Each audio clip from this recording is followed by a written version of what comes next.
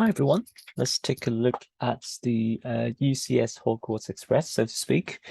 So the images of this set have already been leaked a day or two earlier, and that was rather embarrassing for Lego, but it doesn't really change my opinion about this set, which is it really isn't for me. It really isn't for a lot of people who aren't, well, fanatics of the Hogwarts Express or indeed Harry Potter, because this set is not worth $500, and it's definitely not worth £430.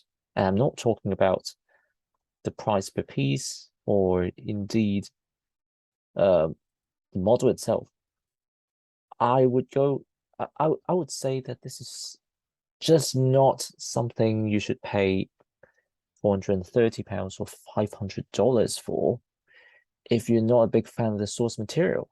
It really is that simple. I think this is symptomatic of pretty much most, if not all, of the Lego adult-oriented sets, which is that they are pricing them insanely highly, such that it it really isn't worth it for people on fans of the source material. It's a little bit like the Bowser situation. So the Bowser is incredibly expensive, but if you simply look at the price per piece or indeed the quality of the model itself, it is worth it. Arguably so, at least. But for people who are not fans of Bowser, uh, it's definitely not a set that can be recommended. And I think the same can be said about the Hogwarts Express UCS set. I like to call it that because that is exactly what the price indicates. It is for people who want, and they say it in the name, right? Collector's edition, right? So this is a set for collectors, a set for collectors of Harry Potter specifically, and not the casual ones either. We're talking about people who actually have to have it, regardless of the quality, regardless of the price, and whatnot, and people who are definitely very well off, that they can spend $500 on a toy, really, on a plastic toy. And and of course, this is not exactly a toy, right? You can't. There isn't even a full track for you to run the train. There's only like one train compartment. There aren't that many cars in total, two to be exact, and it's just so crazily expensive. And yeah, I mean, 5,000, more than 5,000 pieces, right? So price per part ratio, great. But then if you look at where the pieces went, they all went to the base and maybe the tracks as well, and to the station. And we're not talking about full station. We're talking about a very small chunk of station that is good for photo taking, but not necessarily for display. Honestly, like, why? I mean, why do we have so little of that station?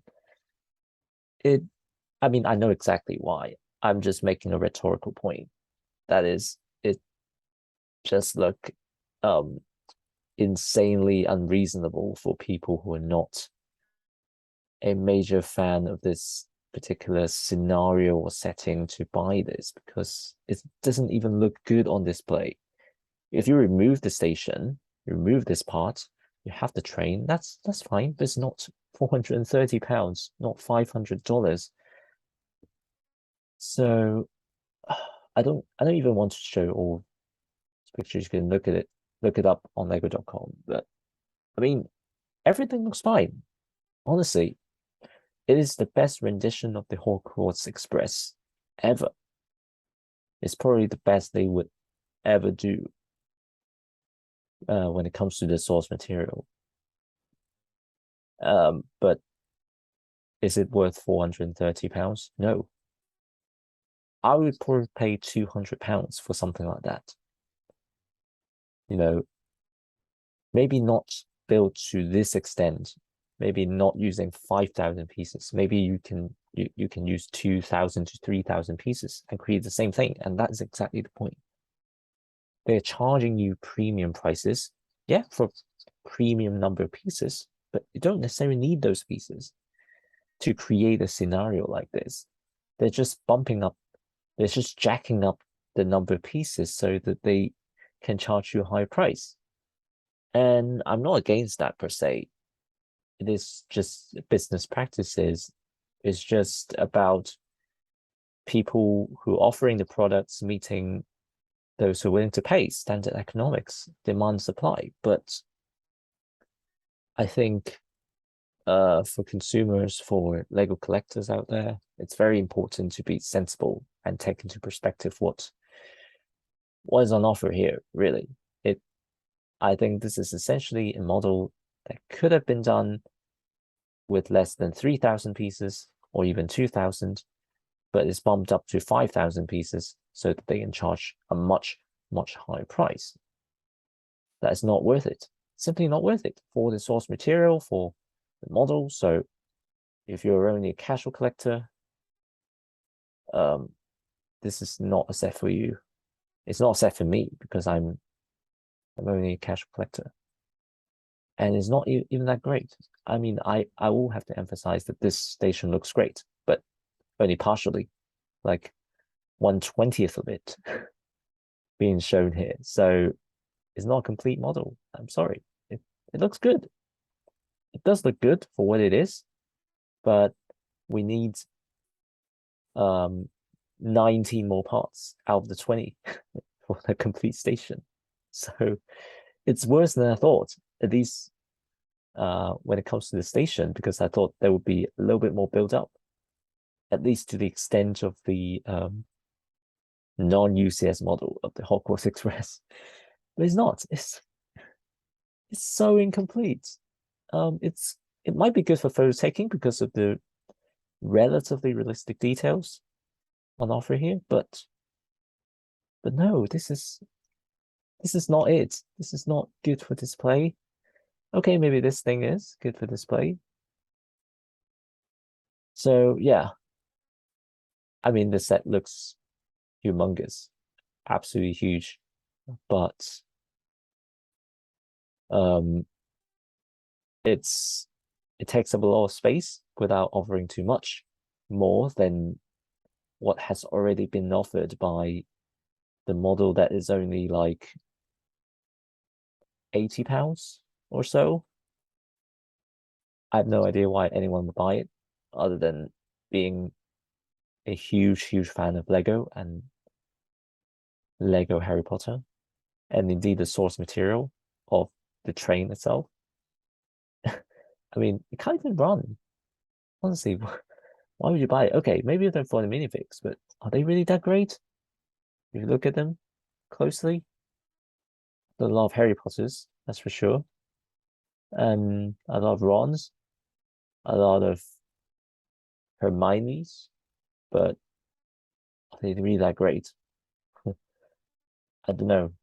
There are a lot of them for sure, but are they really that great? I mean, yeah, looks fantastic, but it is for people who have such a nice house. It's for people who can throw money around for things that are not necessarily worth it. I'm not saying that this model itself is not worth it. I'm saying that as a display of Hogwarts Express, as a rendition of the source material, this is not it. You wouldn't have to pay £430 or $500 for a nice display model of Hogwarts Express. That's what I'm trying to argue. And yeah, I mean, this looks great in a museum, in someone else's house other than yours. You shouldn't have to pay $500 for a model like this. I mean, there are a lot of good features, but this is £200. This is $300 kind of stuff, not 500. So yeah, I mean, if people like to get it, by all means go for it. But this is just another case of not for everyone. And I think Lego knows that. I think I I don't blame them for it. Honestly, I think the only embarrassing aspect of this set is how it was leaked to the public. And I think to a certain extent that prompted them to having to release the official pictures in their websites a little bit sooner than they thought they had to. But that's the only embarrassing part. That's the only real negative part about the set. Other than that, I think it's just a case of whether this is for you. It's definitely not for me.